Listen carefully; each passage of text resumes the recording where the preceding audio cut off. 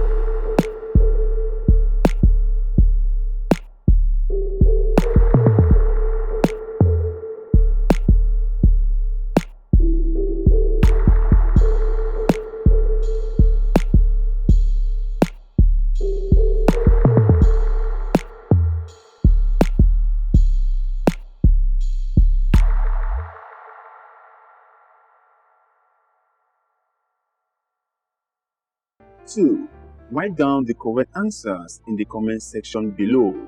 I will check them and I will give you a score. Question number 6. He can play football and basketball. A. Yes, he can. B. No, he cannot. C. I am not sure. Question number 7. What color are his cars? A. Green. B. Blue. C. Red. Question number 8. What is his favorite toy? A. Car. B. Toys. C. Plane. Question number 9. What color is his train? A. Yellow. B. Blue. C. Red. Question number 10. How many toys has he got? A. 5 toys. B. 4 toys. C. 3 toys. So, which of these answers are correct, leave them in the comment section below. I will check them and give you a score. Let's read for the last time so that you can understand it very, very well. And please make sure that you read along with the text on the screen.